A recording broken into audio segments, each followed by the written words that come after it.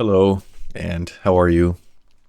If you're watching this, you should know that you look very nice today, and your hair looks good, and your outfit is nice, and there's no wrinkles in your shirt, so that's great. All right, so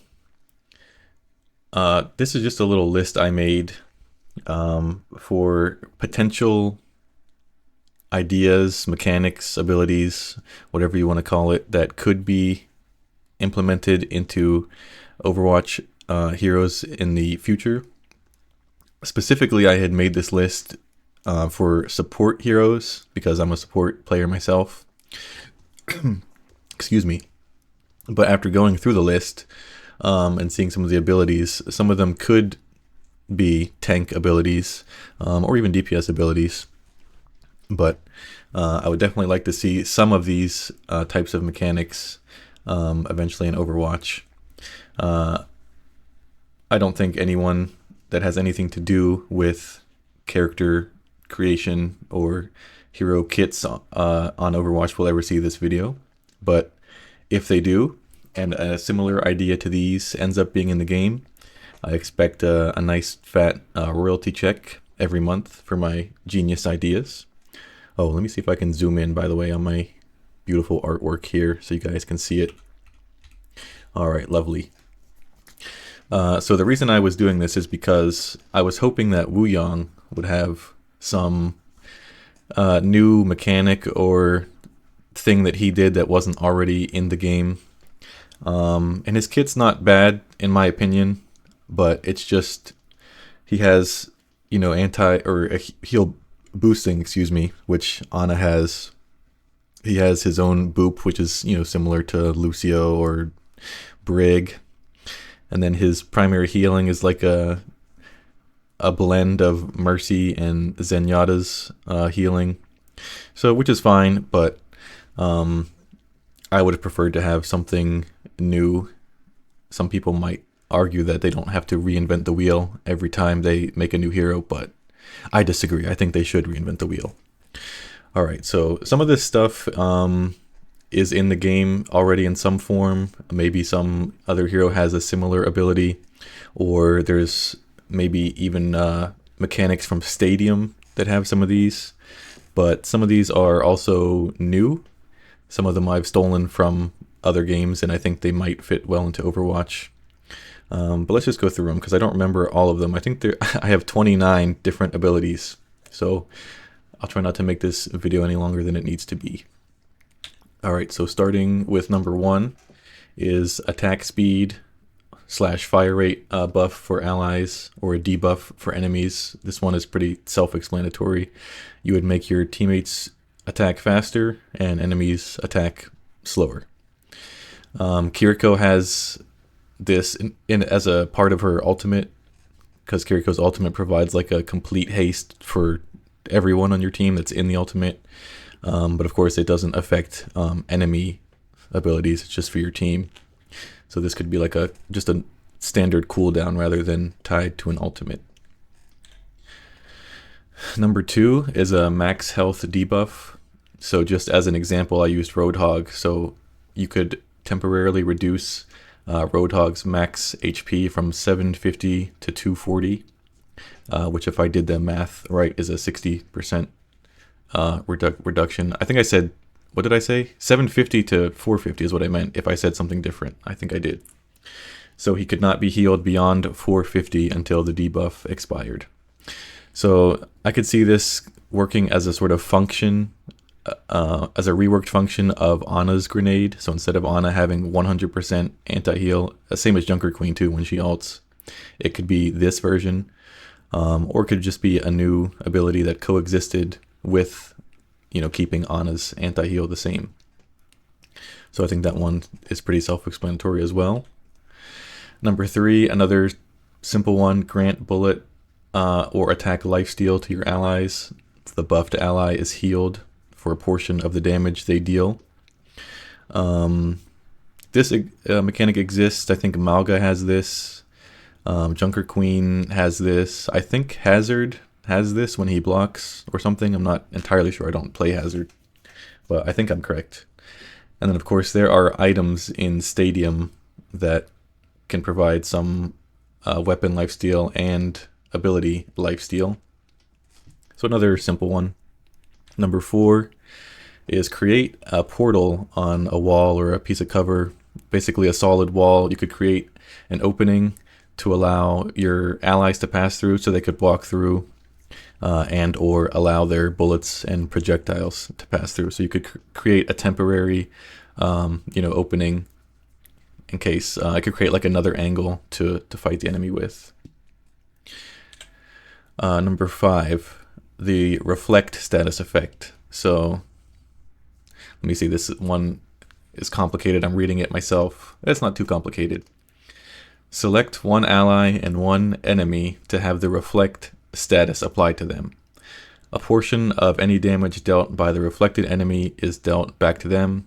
A portion of any healing the reflected enemy receives is shared with the chosen reflected ally. So this would be an ability where you just choose one ally, one teammate, and then one enemy to have this status effect. So basically the enemy shooting anyone on your team would be dealt back to them, and then whatever healing that specific enemy receives would be shared with your specific selected ally. So I think that one is pretty easy to understand. I could see that coming to the game in some way. Maybe exactly like this or some variation of this. Number 6, a move speed buff plus no footstep audio. So make an ally move more quickly while muting the audio of their footsteps. So we already have speed boost, of course, in the game, but this would just combine that with silencing their footsteps so they could sneak around and move around more quickly and create like a little ambush. Number 7, a deferred damage buff. So I got this from Stadium. Actually, I got it primarily from Deadlock. There's a character called Shiv in Deadlock that has this as a passive ability. And then, of course, now that we have Stadium, there's an item that does this. I drew my little item up here. You can see I'm a very good artist. So cast a buff on an ally, granting them the ability to take only a portion of incoming damage immediately, and the remaining portion is dealt as damage over time. So like, for example, I think of if Ashe, an enemy Ashe shoots you for 100 damage, you take only 70 of that damage up front, and then the remaining 30 damage is dealt over, 2 seconds, 3 seconds, 4 seconds, whatever. All the numbers that I might have in any of these slides is just for example purposes. So number 8 is the Purge and Protect ability. So I got a lot of writing here. Let me see.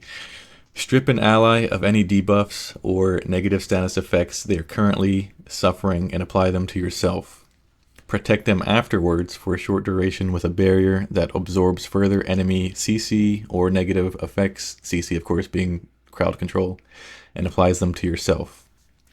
Purging and protecting an ally heals them depending on how many effects are cleansed from them and then prevented afterwards.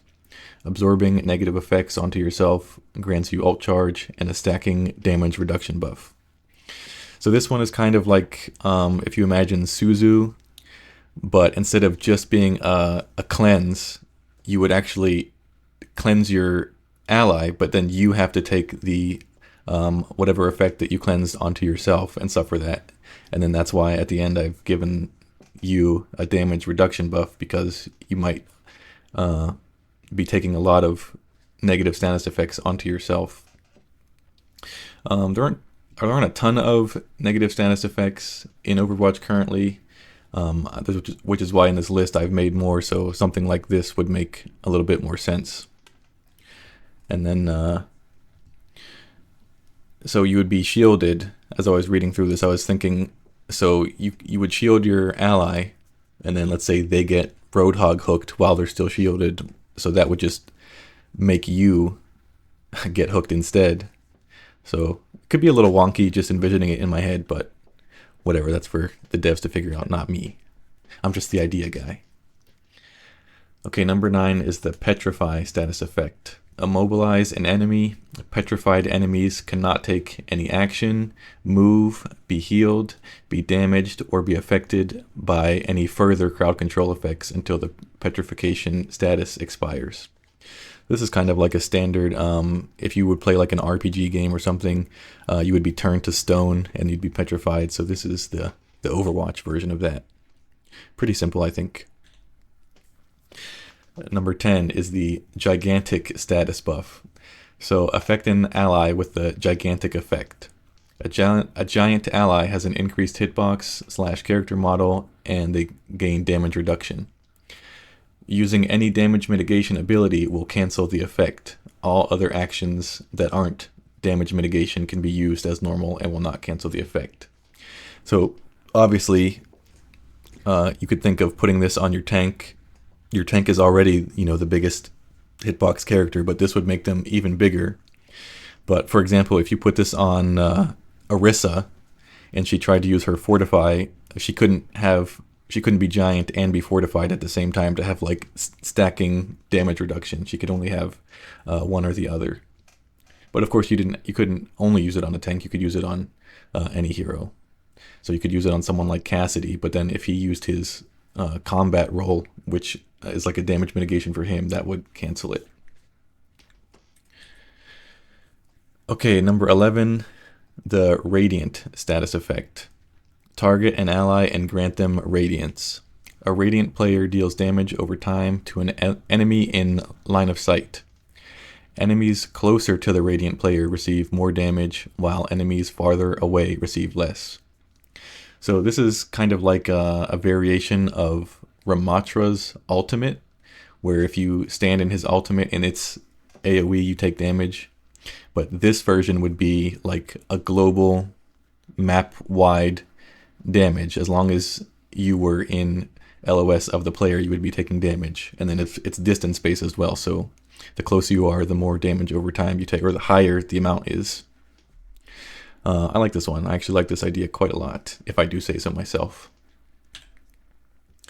Number 12 is the Berserk Status. So cause an ally to become Berserk. Berserk allies are locked out of cooldowns and their ultimate and can only attack with their weapon. They gain 3 times attack speed, 3 times movement speed, and bullet or attack lifesteal. So the obvious character I think of is like Reinhardt. You make Reinhardt Berserk. He can't use his shield. He can't use Earth Shatter. He can't pin or Fire Strike, but he gains increased attack speed, increased movement speed, and of course lifesteal. And then obviously again, the numbers are just as an example. It could be whatever value. Okay, number 13, the Blindness debuff. So debuff an enemy to make them blind. Blinded enemies have elements of their UI or HUD hidden. A blind enemy's ammo count, cooldown icon / timer, their kill feed, their health bar, their alt charge meter, etc. would be temporarily hidden until the debuff expires or is cleansed. So instead of being like a literal blindness where you have limited vision on your screen, this would just be, because that would be super annoying, I think, especially in a game like Overwatch. You have UI elements just temporarily distorted. In my version that I have written here, these elements would disappear off the screen, but another version that I thought of is they could be sort of frozen on your screen. So, if your cooldown timer says you've got 6 seconds on whatever ability and you're blinded, it would just display 6 seconds, for the entire duration of the effect. And then once the effect ended, you would see the real value. So I don't know if that made sense. I think it did. If not, oh well. Okay, number 14, the Confusion / Charm debuff. So this is like another classic like RPG style debuff. I think a version like this could work in Overwatch. So here's what I wrote. Target an enemy and confuse them. Confusion causes the afflicted enemy to see their allies, as enemies. Confused enemies are able to deal friendly fire damage to their teammates from all actions. So, if you were Ashe and you were confused, you could shoot your teammates, you could burn them with dynamite, you could hurt them with Bob, you could boop them with Coach Gun, whatever. Healing output would become damage output under this debuff, right? So obviously your support allies, if they were confused, them healing you would actually deal damage to you. Damage dealt by the confused enemy to their teammates would be reduced significantly and would not be able to bring their teammates' HP below 50. A confused target's damage to the true enemy team would remain unchanged. Right, so it would be pretty annoying to be taking damage from your confused or charmed teammate, so that's why I had to apply the damage reduction to it, and of course they can't kill you or take your health below 50. Oops, I zoomed in. All right. Number 15, this is kind of similar, is the zombie debuff. Target an enemy and plague them with zombification. Any healing received by a zombified enemy is converted into damage instead. This damage from healing cannot kill the zombie, instead it would leave them with 1 HP. So, you imagine that you're like Ramatra, for example, and you get afflicted with the zombie status debuff. Now, if your supports try to heal you, or if you grab a health pack or anything that would heal you, that would become damage to you instead. And again, this healing damage couldn't kill you, but it would just take you all the way down to 1 HP, and then you could be killed, normally by the enemy team. This is another interesting one. I like this. I think this could work very well in Overwatch, exactly how I've described it. The Boundless or Overflowing status effect is number 16. So I wrote, bless an ally to experience a brief duration of beneficial effects. An ally granted the Boundless effect will gain 3% alt charge per second, will have their cooldown timers reduced by 75%, gain unlimited ammo, and will auto-regen 30 health per second. At full HP, they will gain up to 100 over health. So this is just like a suite of buffs that you grant to an ally. They would get all this. I think the important one would be like the unlimited ammo, and their alt charge meter is just charging at 3% per second automatically on top of whatever damage or healing they're dealing. This is another interesting one.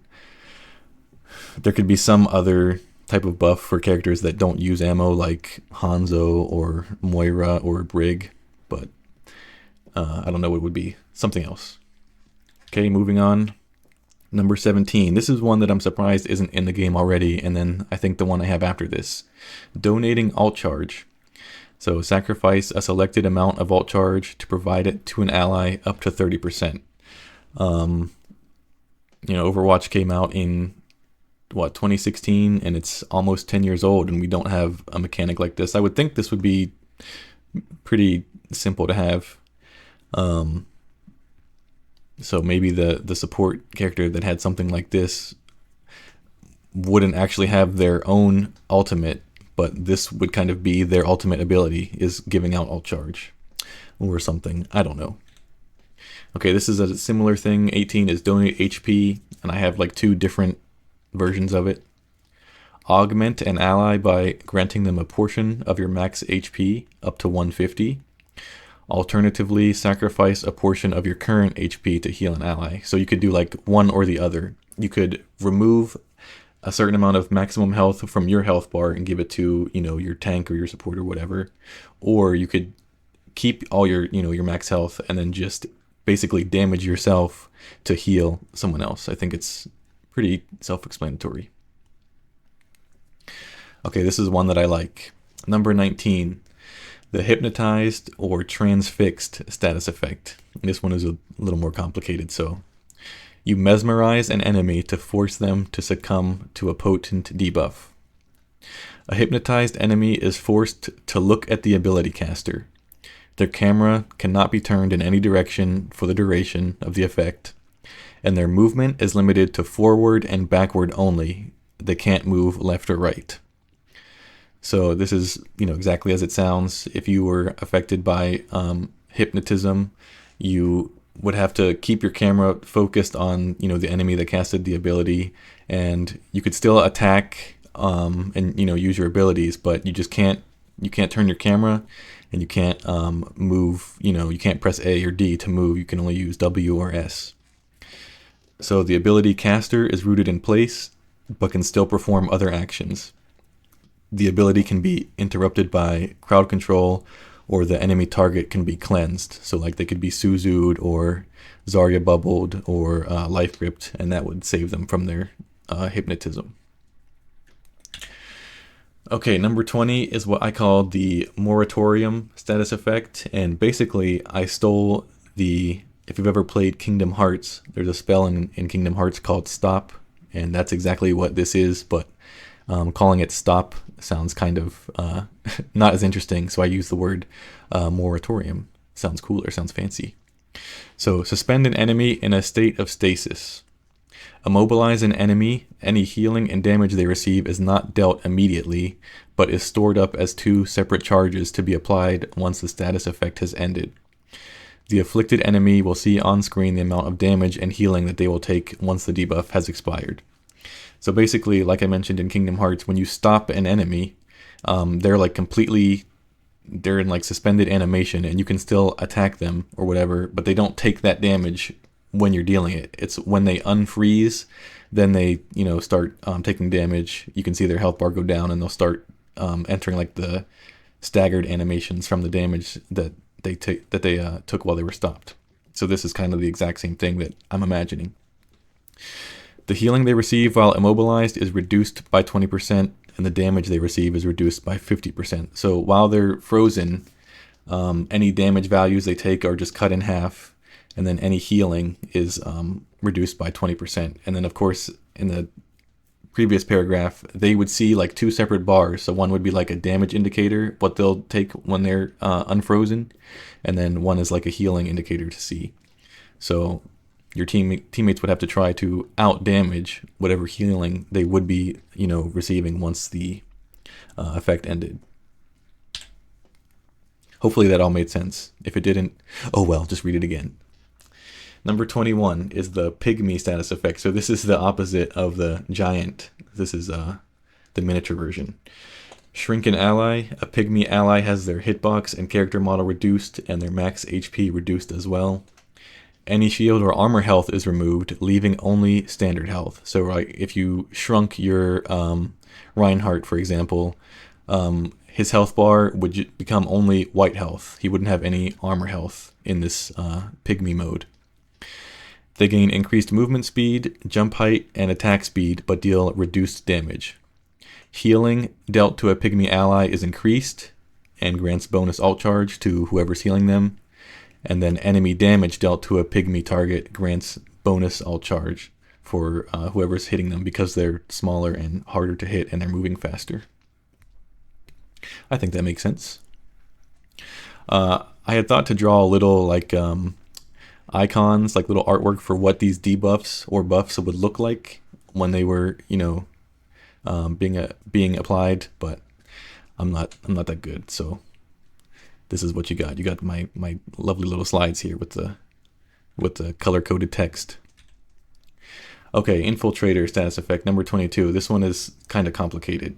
So I have this written as a status effect, but maybe it could just work better as like, a support ability or even a DPS ability rather than being a status that your support could put on you. But anyway, what I wrote was, give an ally the opportunity to cause havoc amidst the opposing team. So cast an ability on an ally to turn them into an infiltrator. An infiltrator can teleport behind the lowest HP enemy. Being teleported grants the infiltrator status effect, which gives 30% bullet or attack lifesteal, 15% damage reduction, and 20% increased movement speed. So it's like you become an infiltrator, you gain that status effect, and then you get a bunch of buffs to go behind the weakest enemy and start your ambush. The infiltrator status has a duration of 6 seconds. Again, the number is just, a placeholder as an example. Earning eliminations during this duration will extend it by 3 seconds. The ally infiltrator can end the status early and return back to the initial teleport location, but doing so will result in a penalty. The penalty is they will reappear with only 50% of their max HP, so they'd have to be, healed back to full, and all their CDs will have to fully refresh. So this is kind of like a way to punish the Infiltrator for ending the status early. If you know where they came from, you can try to get in position, because they won't have any cooldowns when they respawn, and they'll only have half their HP. Okay, number 23 is the targeted status effect. Set your team's sights on an enemy to harass them. So you target an enemy. A targeted enemy will take 10% of the damage that any of their teammates take. Damage dealt directly to the targeted enemy will deal a second instance of that damage, reduced by 50%, and then suffered as damage over time. The targeted status effect has a duration of 10 seconds, and the caster must maintain the effect by keeping the targeted enemy in line of sight. Breaking line of sight for 2.5 seconds will cause the debuff to expire. So this is another one that I like. You target an enemy, and then you can either damage their teammates, which will be shared to the target, or you damage them directly, and they'll take whatever damage you did. They'll take another half of that damage, but it won't be applied immediately. It'll be applied as a damage over time. So, for example, if you dealt 100 damage, they would take that 100, and then they would take another 50 damage, let's say over 2 seconds. So 25 extra damage per second. Okay, the Encore status. This is another complicated one, so let me go through it. Your ally can give another arousing performance. Grant a selected ally the Encore status buff. Your ally can use their last used cooldown ability or their ultimate a second time. Cooldown abilities that are encored will have their recharge timer doubled. So if you're, Moira, for example, and you use Fade, and she uses Fade again, I think it would become 12 seconds, because I think Fade is a 6-second cooldown, or 8 seconds, or whatever. But you get the idea. Ultimates encored will cause the ultimate meter to have to be recharged from a negative value, as an example, minus 35%, making the next ultimate cost more to earn.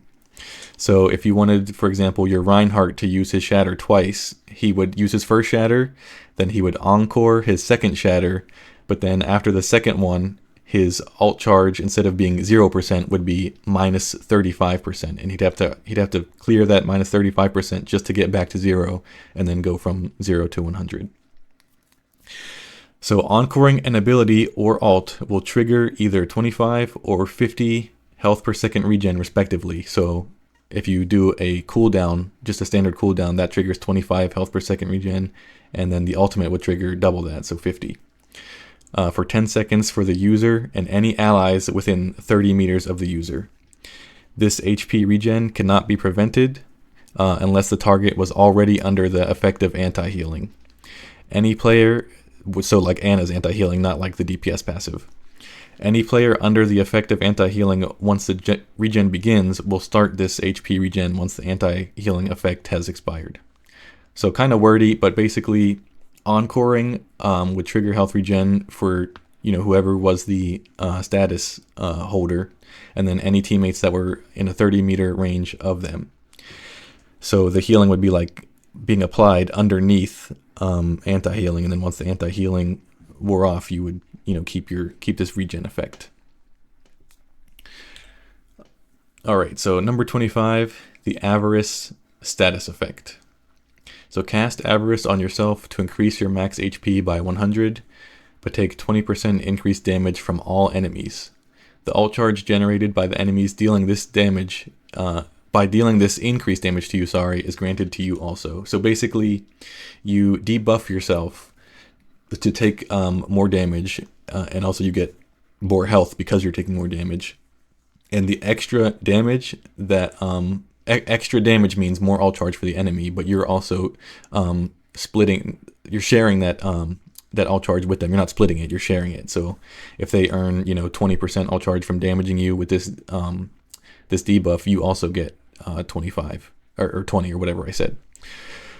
Apply Avarest to an ally to share 10% of all the damage they take, and split the enemy charge generated by this shared damage with the affected ally. So you could either apply Avarest to yourself or to an ally, but not both at the same time. So applying it to an ally would have this effect. If your ult meter is full, and or your allies that is under this effect. The extra alt charge will be stored, and I meant to put and applied to your next ultimate after your current alt charge is spent up to a maximum of 35%. So you could, if your alt meter was already full, you wouldn't be losing this Avarest effect. It would just be stored underneath your current alt until you use it, but only up to a maximum of 35. The alt charge generated for players under the effect of Avarest appears as a highlighted, distinct color for the players that are generating it, so they know how much alt charge is being granted under this effect's duration. Kind of confusing the way I've written it. I mean, I understand it because I'm the one who made it up. But this is one of those things, kind of like the other ones that I've gone through that are a little more complicated. I think they'd be pretty easy to understand in game rather than just, hearing it or reading it on screen. But this is an idea I actually like a lot. There's no mechanic in the game like this that I can think of, right? I don't think so. Okay, there's only a few more to go. Number 26, this is another one I like, the Puppeteer status effect. So this one is kind of similar to the Hypnosis, but it's got its own twist. So rob an enemy of their freedom of movement. Puppeteer an enemy for a brief duration. The puppet's movement is controlled by the caster, copying the caster's WASD input, so forward, left, back, or right, in relation to the direction the caster's camera is facing. I think that's easy enough to be understood, right? The enemy puppet is locked out of movement abilities, but can still turn their camera and shoot or attack and use non-movement cooldowns.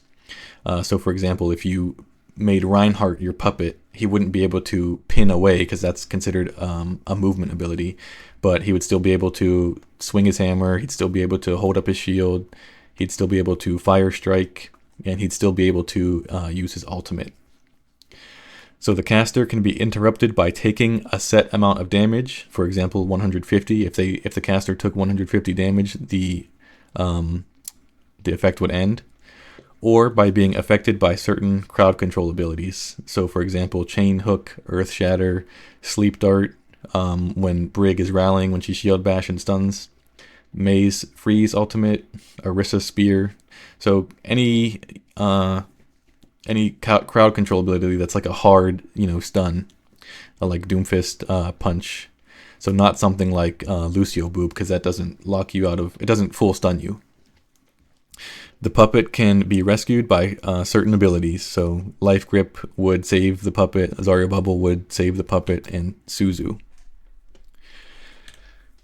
All right, number 27, Exhaustion Debuff. And then the one after this is kind of like the opposite version of this. So make an enemy suffer exhaustion, so they have to go through combat in a fatigued state. Exhaustion causes the enemy target to suffer minus 15% move speed, minus 25% reload speed, and using any weapon attack, quick melee, cooldown ability, or ultimate will damage them for 5% of their max HP. So the example I had in mind when I thought of this was if you exhaust the enemy Genji, for example, and he uses his ultimate, so just him pressing the ultimate button will damage him for 5% of his max HP. Every time he swings his sword in his ult will damage him, and if he uses his dash, if he uses his deflect, all those actions will damage him. And then of course he's suffering minus 25% reload speed, and he's also got a movement slow applied. Collecting a health pack will end the effect. Eliminating the caster will end the effect. Being stationary, performing no actions, and taking no damage for 4 seconds will end the effect. So if you couldn't grab a health pack and you couldn't kill the enemy who is exhausting you, what you'd have to do is get behind cover, don't use any cooldowns, don't move, and don't take any damage, and then that would get rid of the effect. Alright, so 28 is kind of like the opposite of that. This is galvanizing, so you would invigorate an ally.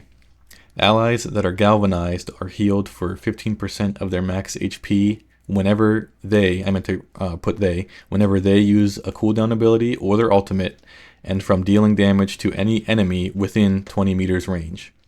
Full health targets will gain overhealth up to a maximum of 100. They gain plus 15% movement speed and plus 15% attack speed and or fire rate. The effect lasts for 10 seconds or until the caster is eliminated. So this is another set of buffs for an ally. This is kind of like the Boundless one from earlier, but it's more of a it's a bit of a weaker version of that. Okay, and the last one is the impervious buff, and this is probably pretty self-explanatory just from the name. Provide an ally with immunity to crowd control, status ailments, and debuffs. Abilities that would have these effects will instead deal increased damage to the impervious target. So for example, if you made your tank impervious and Anna tried to sleep dart him, he wouldn't be slept, of course, but I think normally the sleep dart only does, 5 or 10 damage. So because they're losing out on the sleep effect, what's going to happen is that the impervious target will just take significantly increased damage from the sleep dart landing. So instead of being 5 or 10 damage, it would be like 65 or 70 damage. So it would be up to the Ana, who does she want to save the sleep dart for someone who isn't impervious, or does she just want to hit the target and deal the extra damage? Okay, so that was the last one. Let's see, how long is this video? Oh man, over 30 minutes. That's pretty long. Yeah, that's it. Thanks for watching. Bye.